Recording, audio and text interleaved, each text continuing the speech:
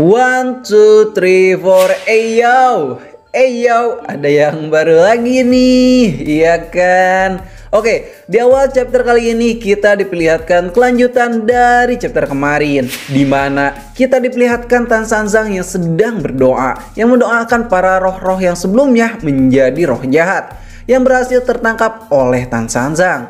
Sekarang sudah waktunya Bailang bawa tas itu kemari, ucap Tan Sanzang, yang coba melepaskan mereka satu persatu serta mendoakan mereka agar mereka tenang di sana. Tan Sanzang pun berkata, jika kita melepaskan mereka jangan katakan apapun yang bisa membuat mereka marah ataupun sedih, dan kita harus mencoba tetap tenang. Soalnya suasana hati bagi para jiwa yang telah meninggal itu sangatlah begitu penting.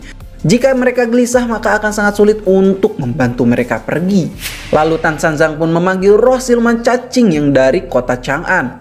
Hai, bisa tolong tunjukkan dirimu dan bagaimana keadaanmu, ucap Tan Sanzang. Lalu tiba-tiba roh itu pun muncul sambil berkata, terima kasih sudah menjagaku dengan baik. Halo Bailang, siluman serigala yang sangat lezat. Aku ingat saat itu aku hampir mempunyai anak darimu. Sungguh enak sekali. Haha, mungkin lain kali ya, ucap Bailang. Dan roh itu pun pergi dengan tatapan mesumnya. Lalu selanjutnya Jenderal Batu Kuno, yaitu si Budong. Dia berbicara namun tak ada yang mengerti satu orang pun apa yang ia bicarakan itu. Jadi amatan Sanzang di skip baik. Selanjutnya Nona dari kota air hitam, yaitu Nona Miao, yang dikecewakan oleh Baji. Baji pun mengintip dari sana. Baji, ucap Miao, jika kau tenggelam dalam kebencian, kau hanya akan hidup dalam penderitaan itu. Kau akan hilang akal dan emosimu. Untungnya Nona, kau telah sadar dalam waktu yang tepat, ucap Tan Sanzang. Nona Mio, maafkanlah aku. Aku sungguh menyesali perbuatanku, ucap Cubaji. Tidak apa-apa, jika kau tak pergi, mungkin aku akan benar-benar menjadi istrimu. Aku mungkin akan lebih sedih daripada ini, ucap Nona Mio. Terima kasih sudah mengatakan hal itu. Pada akhirnya kita berdua memang tidak ditakdirkan untuk menjadi suami istri, ucap Cupat Kai. Lalu Nona Mio pun pergi di sana dengan hati yang tenang. Semua ini akan sia-sia jika sampai dia mengamuk, ucap Tan Sanzang. Lalu berikutnya muncullah kekasih Sang Wujing, yaitu Nona Xiuye. Semuanya terima kasih, ucap Nona Xiuye. Hatimu sekarang berada di tempat yang begitu damai Nona. Kau harus pergi dari dalam tubuh Wuqing. Karena kalau kau tidak pergi darinya, maka kau akan membahayakan jiwanya, ucap Tan Sanzang. Aku mengerti, ucap Xiuye sambil tersenyum. Aku akan pergi Sang Wuqing. Apa tak ada lagi yang ingin kau katakan, ucap Xiuye. Tidak, pergilah, ucap Sang Wuqing dengan sok cueknya. Hah, Wujing, kau yakin tidak mau berbicara dan mengatakan sesuatu? Ini kesempatan terakhirmu loh, ucap Tan Sanzang. Xiuye Sang Sutra yang melihatnya pun greget gimana gitu dan berkata, oi, katakan saja Sang Wujing, mana keberanianmu sambil mendorong Sang Wujing. Lalu Sang Wujing pun memberanikan diri untuk mengatakan kepada Xiuye wanita idamannya. Wujing berkata, terima kasih banyak. Dulu aku adalah siluman pasir yang sangat amat jahat. Setelah aku mengenalmu, kau merubah hidupku Nona. Aku tak akan pernah melupakanmu, Xiuye. Lalu Xiuye pun tersenyum saat mendengarkan perkataan itu. Wujing, kau dulu adalah orang yang kesepian, tapi kau sekarang punya guru dan teman-teman. Aku sangat senang melihatnya. Jiwa yang sungguh luar biasa, terlihat dingin dari luar namun sangatlah hangat di dalam, ucap Tan Sanzang. Kau tak perlu khawatir, aku akan menjaganya, ucap Baji. Jangan terlalu dianggap serius ya, kata-kata mereka, ucap Sang Wujing. Oke, kalau begitu aku akan pergi sekarang ya.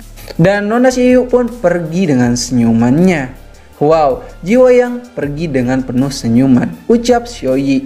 Kakak sekarang giliranmu, ucap Sang Wujing. Minggir kalian, sekarang giliranku, ucap Sun Gokong. Dan muncullah Nona Sui. Hei Raja Kera kecil, sambil tersenyum senang menyapa Sun Gokong. Nona Sui, kau adalah seorang dewi surga namun kau telah berkelana di dalam alam baka bertahun-tahun. Kemalanganmu sungguh tak terkira. Aku akan membantumu pergi ke surga, ucap Tan Sanzang. Sui pun berkata, aku berterima kasih kepada kalian semua. Walaupun aku tak punya ingatan saat berada di alam baka sana, tapi aku tahu aku telah membantu para arwah itu di sana. Aku merasa aku sudah melakukan yang terbaik. Aku terlahir sebagai dewi namun menjadi penuntun arwah setelah aku mati. Aku tahu apa yang akan kuhadapi setelah ini. Kalian tak perlu khawatir kepadaku, ucap Suyi. Nona Suyi, kau adalah seorang dewi. Bahkan sampai kapanpun kau adalah dewi, ucap Tan Sanzang. Lalu di saat yang bersamaan, adik-adik Sun Gokong pun iri dengan Suyi. Karena Sun Gokong memiliki kekasih seorang dewi yang bukan hanya cantik namun juga sangat memahami perasaan, ucap Auze. Lalu Suyi pun berkata, aku mengenal Raja Kera ratusan tahun yang lalu. Dia sangat gagah dan juga vulgar sekali. Tapi aku merasa sekarang dia sudah banyak berubah. Master Tan Sanzang, kau pasti sudah banyak mengajarinya ya kan? Hahaha, butuh waktu yang sangat lama untuk mengajarinya makan dengan sumpit dibandingkan dengan tangannya, ucap Tan Sanzang sambil meledeknya. Kalian semua sedang menuju ke Nirvana lagi ya? Wow, perjalanan yang sangat besar. Raja Kera, kau harus bisa melindungi Master Tan Sanzang dan juga Xiaoyi ya, ucap Suyi. Ya, aku sudah tahu, ucap Sun Gokong. Lalu Suyi pun mengelus kepala Sun Gokong sambil berkata, aku sangat merindukanmu Raja Kera. Apakah kau akan merindukanku? Ucap Suyi. Aku adalah Raja Kera yang perkasa. Aku tidak akan tersentil dengan perasaan seperti ini. Jadi cepatlah pergi, ucap Sun Gokong yang masih pura-pura tak mau sedih di depan Suyi. Pembohong, kau pasti akan menangis setelah aku pergi ya kan? Tapi jangan bersedih ya, ucap Suyi. Hahaha, lucu sekali. Tentu saja aku tidak akan menangis, ucap Sun Gokong yang masih berpura-pura tak bersedih. Jaga dirimu Raja Kera, ucap Nona Suyi. Dan Nona Suyi pun pergi di sana. Ya tentu saja pergilah, ucap Sun Gokong yang mulai menangis. Nona Suyi sudah pergi, Kak Sun Gokong pasti sedih sekali, ucap Bailang yang melihatnya. Bailang, biarkan dia sendiri, ucap Tan Sanzang. Akhirnya semua pekerjaan kita sudah selesai. Kita sudah berada di sini selama 3 hari. Wujing, buatlah rencana untuk tujuan kita selanjutnya, ucap Tan Sanzang. Baiklah guru, ucap sang Wujing. Lalu kita pun diperlihatkan Raja Kera yang sedang menangis dengan air mata penuh kesedihan sambil mengeluarkan ingus dari hidungnya. Namun tiba-tiba ada seseorang yang mencolek tubuh Sun Gokong sambil berkata, namamu siapa? Lalu Sun Gokong pun berkata, kok ini apa-apaan sih? Tanya-tanya gak jelas sambil membentak dengan wajah konyolnya. Kau tidak tahu perasaanku lagi tidak enak seperti ini sekarang. Oh begitu ya. Aku hanya ingin bertanya siapakah namamu? Karena kau begitu mirip dengan teman lamaku, ucap seseorang itu. Lalu semua orang pun kaget saat melihatnya karena orang itu adalah si adik kerbau yang sangat jatuh cinta kepada Sun Gokong. Lalu dia pun berkata lagi, tapi di saat yang bersamaan kau juga berbeda sih.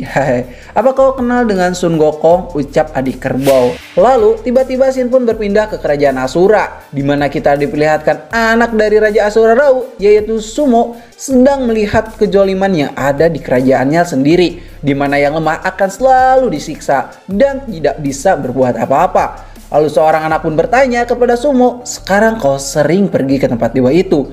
Memangnya apa yang kau lakukan di sana? Aku belajar, ucap Sumo. Lalu Sumo pun berjalan ke tempat Dewa Rulai. Setelah sampai di sana, Sumo pun berbincang-bincang dengan Dewa Rulai. Dewa Rulai berkata, Sumo, dengan kekuatanmu atau kemampuanmu yang sekarang, kau pasti bisa lulus ujian itu. Lalu Dewa Rulai pun bertanya, apa yang ingin kau lakukan di masa depan nanti? Lalu Sumo pun menjawab, aku ingin menjadi Asura yang terhebat, sama seperti ayahku. Kehebatan lolongan ayahmu itu memang tak tertandingi dan kau adalah keturunannya. Tapi hatimu sangatlah berbeda. Aura membunuh lolongan yang membuat makhluk lain tidak mau mendekatinya. Sungguh disayangkan, tapi bagaimana denganmu? Sambil Dewa Rulai menyodorkan satu burung ke arah Sumo. Dan secara tiba-tiba burung itu pun hinggap di tangan Sumo. Aku harap kau bisa menuntun Asura ke jalan yang baru, ucap Dewa Rulai. Siap Guru Rulai, aku tak akan mengecewakanmu, ucap Sumo sambil senyum percaya diri. Sementara itu, kita juga diperlihatkan keadaan atau kondisi yang ada di Surgawi, di mana pedang Sintian tertancap di sana oleh Raja Timur, yang membuat jiwa di Sintian yang asli pun muncul di sana. Di Sintian berkata, aku sudah tak hadir selama beberapa tahun. Aku merasa beruntung bisa mendapatkan bantuan dari kalian semua untuk bisa kembali ke surga. Diriku yang satunya, yaitu Kaisar Kegelapan, banyak sekali menyebarkan kejahatan. Kalau begitu, kita akan menghadapi ujian yang sangat berat yang belum pernah ada dalam sejarah. Kami siap menyambut Anda untuk mengambil ahli surga kembali. Kami akan berjuang sekuat tenaga untuk melawan kegelapan demi melindungi keadilan surga. Terima kasih atas kerja keras kalian, ucap Disintian. Sementara itu, di saat yang bersamaan, Dewa Dua Kuno pun melihat Disintian yang sedang berpidato. Raja Kebajikan menyarankan kepada Raja Harta Surgawi untuk kembali tidur saja. Namun Raja Harta Surgawi menolaknya karena menurutnya kondisi saat ini tidaklah memungkinkan. Dan sepertinya sesuatu hal akan terjadi, ucap Raja Harta Surgawi. Apa yang kira-kira membuatmu tertarik, ucap Raja Kebajikan. Tentu saja, jika aku tidak tertarik dalam hidup ini, maka tak ada artinya bukan hidup ini. Pokoknya, selagi ada dewa kegelapan yang berkeliaran, entah kenapa aku tidak bisa diam saja, ucap Raja Harta Surgawi sambil tersenyum manis. Sebenarnya urusan itu bisa kau serahkan kepada aku, ucap Raja Kebajikan.